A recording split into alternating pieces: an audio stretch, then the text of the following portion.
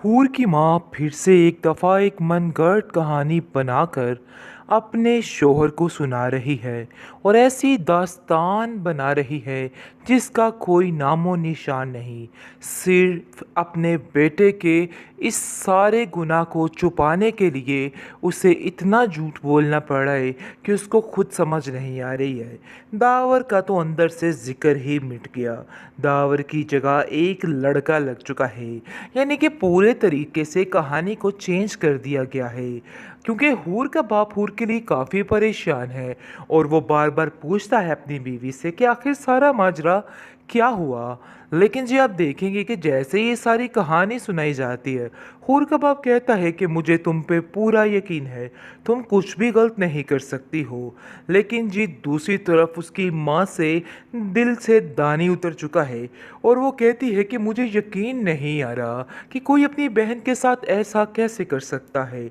तुमने उसे बहुत बड़ा धोखा दिया है और मुझे यकीन नहीं आ रहा कि तुम उसके साथ ऐसे कर सकते हो। उसने तुम्हारा हर चीज़ में साथ दिया है, लेकिन तुमने उसका साथ छोड़कर हर चीज़ ख़त्म कर दी है। तुम बहुत ज़्यादा बेहिस हो। जिस पर वो अपनी माँ को भी कड़वी कुसेली सुना जाता है और कहता है कि मुझे कोई भी बात करने की ज़रूरत नहीं है, बस वो जैसा कहेगी जो कहेगी वैसा करना। यानी कि तैमूर के साथ उसकी शादी पक्की कर दो ताकि सारा मामला ठीक हो सके। क्योंकि वो जानता है, क्योंकि लालच का पुजारी है, इसलिए वो जानता है कि रुपया पैसा सिर्फ और सिर्फ अब दावर तो छूट गया है, लेकिन तैमूर के हाथ लग गया तो सारा कुछ उसके हाथ में आ सकता है।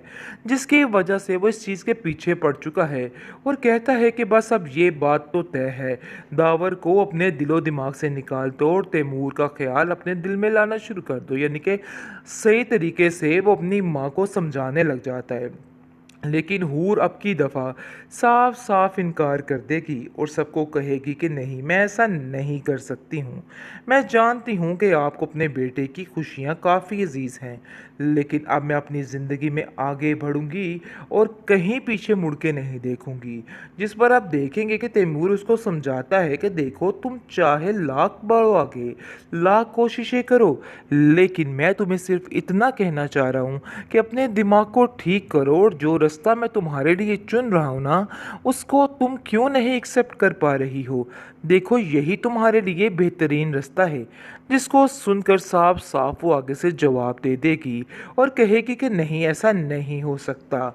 जो बुरा वक्त था सो गुजर गया, अब मैं उसको वापस नहीं आने दूंगी। इसलिए बेहतर यही है कि तुम यहाँ से चले जाओ और आइंदा यहाँ पे कदम मत रखना। दूसरी तरफ दावर की ज़िंदगी काफ़ी ज़्यादा उदास होती जा रही है। इस चीज़ का अंदाज़ा परी को हो चुका है और वो कहती है कि मैं चाहते हुए भी कुछ नहीं कर सकी आपके लिए। मैंने तो आपसे कहा था कि मैं हर चीज़ बर्दाश्त करने के लिए तैयार हूँ, लेकिन आपने मेरी एक नहीं सुनी। हूर इधर ही रहती, हम दोनों मिल के रह लेती, मुझे कोई गर्ज नहीं था। लेकिन जी आप देखेंगे कि वो कहता है कि इन सब चीज़ों से मसले का हल नहीं निकल सकता। मुझे अफ़सोस इस चीज़ का है कि उसकी ज़िंदगी जब तक सेटल नहीं होगी, मैं सुकून से नहीं बैठूँगा। जिस पर वो उसको तसल्ली देती है और कहती है कि ये सब कुछ करने के लिए मुझे चाहे कुछ भी करना पड़ा ना, मैं सब कुछ करूँगी। इसलिए परेशान मत हो और सब ठीक हो जाएगा। मैं जाकर खुद तैमूर से इस मामले पे बात करूँगी और मुझे यकीन है कि तैमूर इस बात के लिए हामी ज़रूर बनेगा और मान भी जाएगा। हूर की माँ फिर से एक दफ़ा एक मनगढ़ंत कहानी बनाकर अपने शौहर को सुना रही है और ऐसी दास्तान बना रही है जिसका कोई नामो निशान नहीं। सिर्फ अपने बेटे के इस सारे गुनाह को छुपाने के लिए उसे इतना झूठ बोलना पड़ा है कि उसको खुद समझ नहीं आ रही है। दावर का तो अंदर से जिक्र ही मिट गया। दावर की जगह एक लड़का लग चुका है, यानी कि पूरे तरीके से कहानी को चेंज कर दिया गया है। क्योंकि हूर का बाप हूर के लिए काफ़ी परेशान है और वो बार बार पूछता है अपनी बीवी से कि आखिर सारा माजरा क्या हुआ। लेकिन जी आप देखेंगे कि जैसे ये सारी कहानी सुनाई जाती है, हूर कबाब कहता है कि मुझे तुम पे पूरा यकीन है, तुम कुछ भी गलत नहीं कर सकती हो। लेकिन जी दूसरी तरफ उसकी माँ से दिल से दानी उतर चुका है और वो कहती है कि मुझे यकीन नहीं आ रहा कि कोई अपनी बहन के साथ ऐसा कैसे कर सकता है। तुमने उसे बहुत बड़ा धोखा दिया है और मुझे यकीन नहीं आ रहा कि तुम उसके साथ ऐसे कर सकते हो। उसने तुम्हारा हर चीज़ में साथ दिया है, लेकिन तुमने उसका साथ छोड़कर हर चीज़ ख़त्म कर दी है।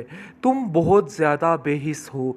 जिस पर वो अपनी माँ को भी कड़वी कुसेली सुना जाता है और कहता है कि मुझे कोई भी बात करने की ज़रूरत नहीं है, बस वो जैसा कहेगी जो कहेगी वैसा करना, यानी कि तैमूर के साथ उसकी शादी पक्की कर दो ताकि सारा मामला ठीक हो सके। क्योंकि वो जानता है, क्योंकि लालच का पुजारी है, इसलिए वो जानता है कि रुपया पैसा सिर्फ और सिर्फ अब दावर तो छूट गया है, लेकिन तैमूर के हाथ लग गया तो सारा कुछ उसके हाथ में आ सकता है, जिसकी वजह से वो इस चीज़ के पीछे पड़ चुका है और कहता है कि बस अब ये बात तो तय है, दावर को अपने दिलो दिमाग से निकाल दो और तैमूर का ख्याल अपने दिल में लाना शुरू कर दो। यानी कि सही तरीके से वो अपनी माँ को समझाने लग जाता है।